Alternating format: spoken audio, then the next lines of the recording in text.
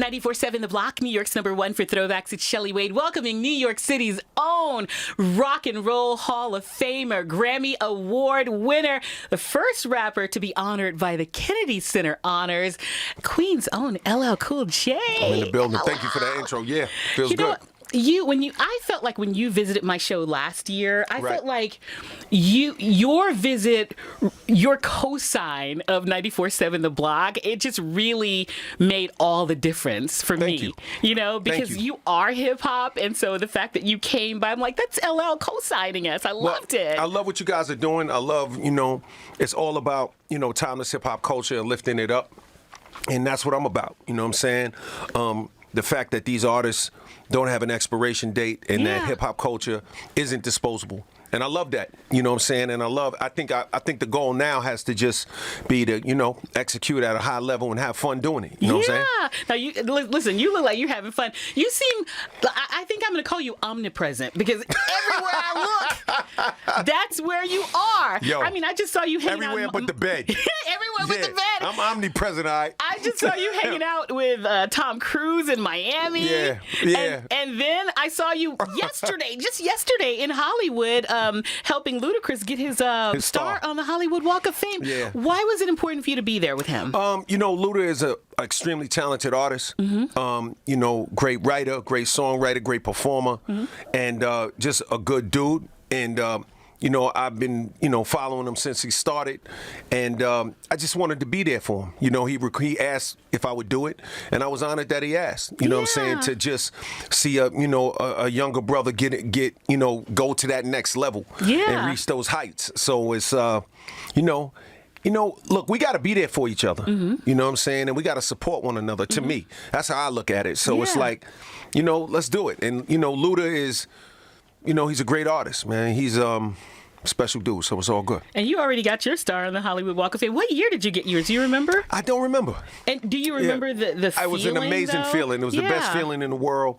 And definitely felt like I had really done something right. You know what I'm saying? I remember, people can search online. There's a picture of me and my friends, me and E-Love and Cut Creator. I'm standing on a blank star on the Hollywood Walk of Fame many years ago. I must have been about 16, 17 years old in the picture. Man. And to see that come to fruition was an amazing feeling. You know what I'm saying? The accolades are always wonderful. Yeah. But creating the art, I just say creating the art is the real high, though. The real high is in, performing, doing the festival, doing the tour, putting out the book, doing a new album. Those are the things that really move your spirit, you know what I'm saying? And then to be rewarded with those accolades is a good feeling. Yeah. You know what I mean? Well, listen, we were talking about, you co-signing us by coming on the block last year when we were really new, when we were a baby station. But I also want to acknowledge one other thing. Mr. C and I were talking about this yesterday, how Mr. C and DJ Scratch are on Rock the Bells Radio. Yeah, 100%. And you actually had to give us your blessings to have them on 94.7 The Block. So had you not wanted them to be on the block, had you not given them permission and given your blessing for them to be on the block, we may not be as successful because they're a huge part of what we do here. Well, so we want to thank you for that. You're very welcome. I look at it like this. Those guys are hometown New York dudes. You know what I'm saying? I would never want to stand in the way of somebody being able to represent for their hometown and being able to represent for a station in our hometown. Yeah. Because at the end of the day, regardless, yes, I have Rock the Bells Radio. Yes, I do. I have Rock the Bells Festival. I have all of these things people know about. But I still want to be supportive of hometown stations and what you guys are trying to do because it's dope. You know what I'm saying? And it's hip hop. So it was a no-brainer for me. You know what I'm saying? Everybody may not feel that way. Other people may have done it differently. But I think, I play the infinite game, not the finite game. So for me, it's like, long term, I think, hundreds of years from now, it's better that they were here than me not letting them be here. Ellen, I'm going to steal that. I play the infinite game, not the finite game. Yeah. Ooh, Yeah. I'm gonna steal that. Yeah. Let me use it. Let me use I it. mean, absolutely. So you were talking about, the Rock the Bells festival. I was like, when I heard that, they were going to end NCIS Los Angeles after 14 years. That's bananas. Yeah.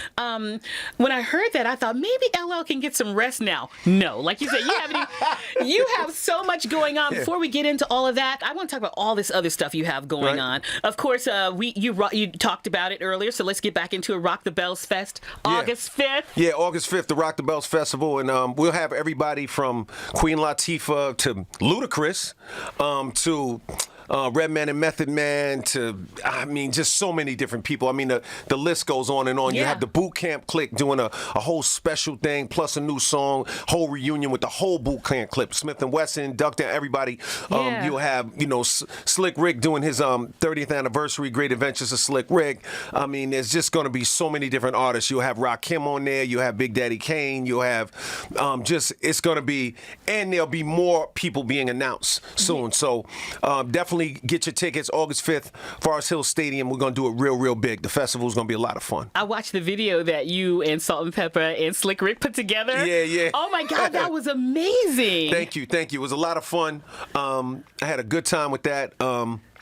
Yeah, it was good. I loved it. Yeah. I loved all the gold Yeah. chains that Slick Rick had on at the end with everybody's name on it. It's like, you're going to bless them with that. No question. At the festival. I no loved question. that. And I loved Thank you. your character where you were like, listen, you don't pay me enough to be protecting you from that. You guys go to LL's his Instagram and watch it if you haven't seen it. Or go to Rock the Bells and check it out. RockTheBells.com, definitely. Okay, so let's talk about your headlining tour, your first arena tour in 30 years. Yeah. Are you ready? You got to tell me, LL, how are you preparing for this? Like, because I saw you working out, you I just, you don't want to be out of breath. What are you eating? How are you working out? I mean, I know, listen, you stay in shape so you don't have to get in shape, but you do have to kind of like condition yourself for this tour. Definitely. Yeah. Without a doubt. So Last fill thing us you want in to do is get out of breath because your elbow bend. You're going to put an ice cream pop in your mouth and you're out of breath as soon as your elbow bend. You know want what I to mean? listen, we love Bobby Brown, but we don't want those LL Cool J videos circulating where you like out of breath and like listen. Listen. I'm throwing a disclaimer out there. All right, yo, Bob. Nah.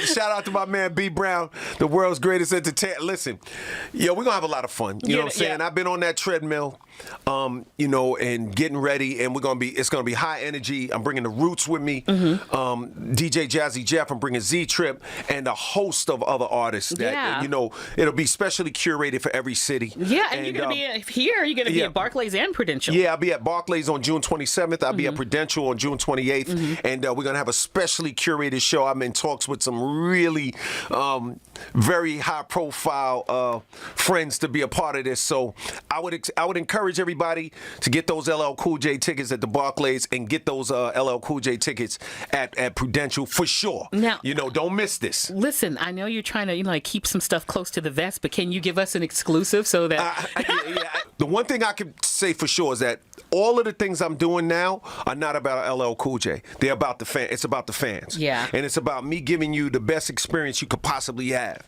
And a multi-generational experience. So people should just, bring the fam. You know what I'm saying? Let's get it.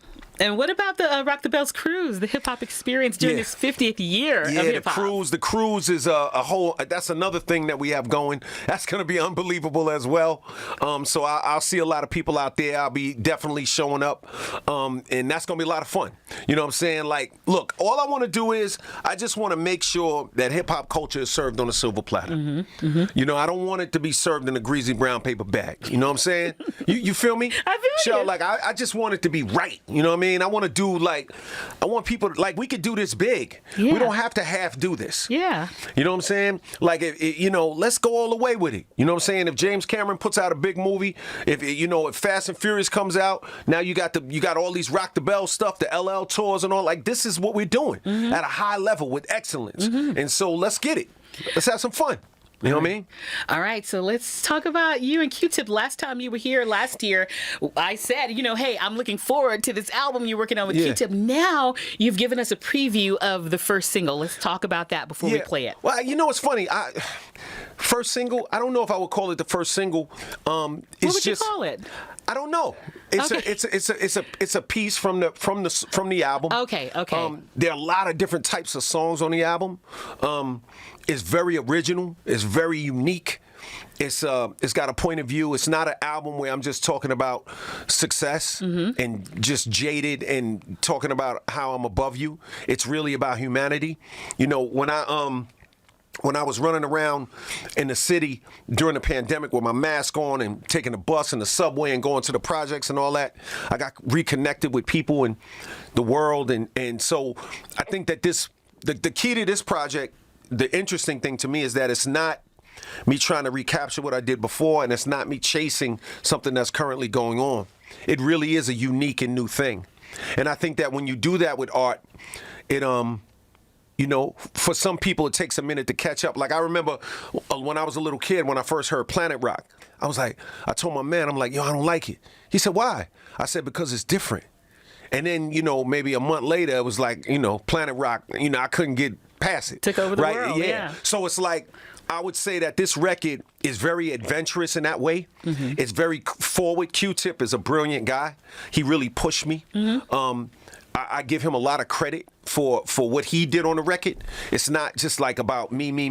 I think we really are partners on this record. We really worked on it together. He put his heart and soul into it. And I think it shows. So that first song, The Force, it is the title track. And it's the Force is an acronym. It means frequencies of real creative energy, because that's what the album is about. It's about being on that frequency where you have that real creative energy, where you have that real, where you really just giving it to them. Yeah. And that's what the song is about. And then, that Force has got a lot of power, and the Force has got a lot of power. And, I just always liked that moment when Michael Jackson said that. You know what I'm saying? Don't stop till you get enough. Yeah. And it just came together. Yeah, and you listed Michael as one of the writers of the song. I had to give him credit. I had to give him credit for that piece, because he did write that, right? That Force has got a lot of power. That came out of his mouth, so it was his. So I gave him credit. You guys, you're checking out New York City's own LL Cool J. LL, we love you so much. I love you.